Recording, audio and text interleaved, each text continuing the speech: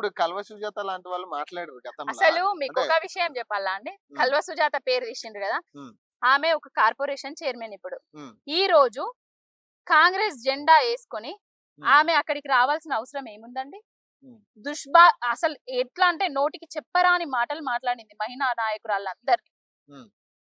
ఆమె corporation chairman ఉండి ఏం సందేశం ఇవ్వదలుచుకుంటుంది అసలు? హ్మ్. అక్కడికి రావాల్సిన అవసరం ఏముంది ఆమెకు? హ్మ్. ఆమె గొడవ అంటే గొడవ చేసుకోండ్రి అంటే రేవంత్ రెడ్డి పంపిస్తున్నాడా? హ్మ్. మరి రౌడీ రాజకీయాలను ఎవరు ప్రోత్సహిస్తున్నారు? హ్మ్. రేవంత్ రెడ్డి కనుసన్నల్లోనే జరుగుతున్నదని అయితే మేమైతే అనుకుంటున్నాం. అంటే మరి ఈ రోజైనా రెస్పాన్స్ ఉంటదా మరి మహిళా కమిషన్ మరి దీని మీద ఏమైనా యాక్షన్ ఉంటదా? అంటే మహిళా జర్నలిస్టులు నిన్న కూడా వాళ్ళు కూడా ఫిర్యాదు చేయడం మహిళా జరిగింది. కమిషన్ ఆ! జర్నలిస్టుల మీద రెస్పాన్స్ లేదు. హ్మ్. ఇప్పుడు మా మీద కూడా రెస్పాన్స్ ఉంటది అనుకోవడం మా తప్పు అని అనుకుంటున్నాం. ఇంకా ఉంటదా ఉండదా అనేది ఇక చూడాల్సిందే. హ్మ్. వాళ్ళు ఉండదు అని అయితే మేము అనుకుంటున్నాం. ఇంకోటండి ఉమ్, రేవంత్ రెడ్డి కూడా మాట్లాడుతుండు కేసీఆర్ బొమ్మ పెట్టుకోవడానికి ఉమ్, ఆడ ఏదైతే సెక్రటరేట్ ముంగడ ఉమ్. కేసీఆర్ బొమ్మ పెడదాం అనుకుంటుండేమో సచ్చినాక అన్నట్టుగా ఒక మాట మాట్లాడడం జరిగింది. మరి పనికి దీనికి మాలిన ఎట్లా? పనికి మాలిన దద్దమ్మ, చవట, సన్నాసి అట్లాంటి మాటలు మాట్లాడుతుంది. ఏమన్నాడండి కేసీఆర్ గారిని?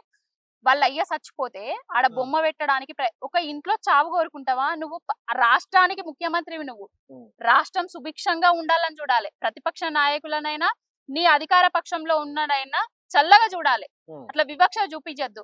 ఆయనే 10 ఏండ్లు తెలంగాణ రాష్ట్రాన్ని ఏలిన వ్యక్తి, ముఖ్యమంత్రి.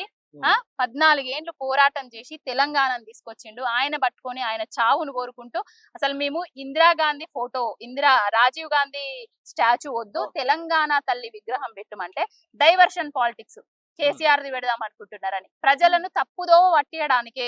ఓన్లీ ప్రతి విషయంలో, ఈ విషయంలోనే కాదు, ప్రతి విషయంలో ప్రజలను తప్పుదోవ పట్టించడానికి రేవంత్ రెడ్డి చూస్తున్నాడు. అంటే మీరు నిన్న కూడా ధర్నా చేసిర్రు కదా రైతుల అవును, పక్షాన ధర్నా అవునవును. చేసిర్రు. మరి ఉమ్, ఎంతవరకు అంటే మీకు తెలిసినంత వరకు ఉమ్. నిజంగా 100% రుణమాఫీ అయ్యిందా? పావుల వరకు కూడా రైతులకు రుణమాఫీ జరగలేదు. హ్మ్. వాళ్ళ బట్టి విక్రమార్క గారే చెప్పిండ్రు 7,500 కోట్లు వరకే అయినాయి, 18,000 కోట్లను బ్యాంకు ఖాతాల్లో జమ చేసిన మనిషి. హ్మ్. ఫస్ట్ ఏమన్నారు?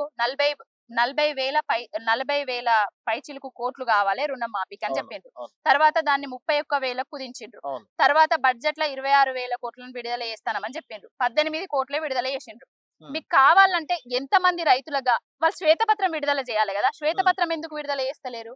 వాళ్ళు 100% రుణమాఫీ చేసేది ఉంటే శ్వేతపత్రం ఎందుకు విడుదల చేస్తలేరు? హ్మ్. కొండారెడ్డి పెళ్లకు పోయిన మా మహిళా జర్నలిస్టులను ప్రజలకు తెలియజేయాలి. అసలు హ్మ్. కొండారెడ్డి పల్లెల్లోనే రుణమాఫీ జరగలేదు అని ప్రజలకు చూపించాలి అని పోయిన మహిళా జర్నలిస్టుల మీద దాడులు ఎందుకు జరిపిండు? అంటే అంటే బీఆర్ఎస్ నాయకులు రుణమాఫీ ఇప్పుడు వాళ్ళు ఏం చెప్తారంటే మహిళా జర్నలిస్టులు కూడా బీఆర్ఎస్ వాళ్ళు పంపిస్తేనే వెళ్ళారు వీళ్ళు.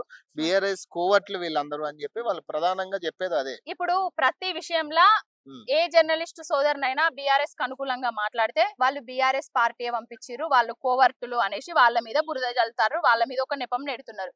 సరిత అనేటామె మహిళా ఉద్యమ నాయకురాలు, తెలంగాణ ఉద్యమ నాయకురాలు. ఆమె బీఆర్ఎస్ పార్టీయా, టిఆర్ఎస్ పార్టీయా, కాంగ్రెస్ పార్టీయా అది కాదు, జర్నలిస్ట్ ఆమె. హ్మ్. జర్నలిస్ట్ కి ఏంటి? ప్రశ్నించే హక్కు ఉంటది అవును. ప్రతి విషయంలో. అవును. ఆమె ప్రశ్నించడానికి వెళ్ళింది. ఆమె ప్రశ్నించిన ప్రశ్నలకు సమాధానం లేక ఆమె మీద గుండాలతోటి దాడి చేపించిండ్రు.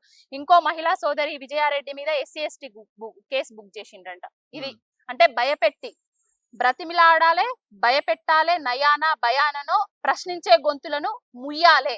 హ్మ్. ప్రశ్నించే గొంతులే తెలంగాణ రాష్ట్రంలో లేకుండా చేయాలనేది రేవంత్ రెడ్డి నైజం. మరి ఫ్లెక్సీలు వేసుకుంటారు కదా 100% మేము రుణమాఫీ చేసాం, 2,00,000 రుణమాఫీ అయిపోయింది, 100% మేము రుణమాఫీ చేసాం, డిఎస్సీలు వేసాం, ఎగ్జామ్స్ పెడుతున్నాం, గ్రూప్ 2 ఎగ్జామ్స్ పెడుతున్నాం, అన్ని రకరకాల అన్ని కూడా ఫ్లెక్సీలు కనపడుతున్నాయి కదా, మరి దీనికి ఏం చెప్తారు మరి అవి మీరు? ఫ్లెక్సీల వరకే పరిమితం అయిపోయినాయి. హ్మ్. 100% రుణం మాఫీ కాలేదు. హ్మ్. 100% రుణం మాఫీ అయిన ముల్లెటి శ్రీనివాస్ రెడ్డి గారిని హ్మ్. అడగండి, కోదండరాం రెడ్డి గారిని అడగండి, కోదండరాం గారిని అడగండి, మా ఆది శ్రీనివాస్ అదే చీఫ్ విప్పుగా పనిచేస్తున్నాడు అవును. వేములవాడ శాసనసభ్యులు, ఆయనను అడుగుండ్రి. వాళ్ళ మాటలకే పొంతన లేదు. ఏ రైతుకు 100% రుణం మాఫీ కాలేదు.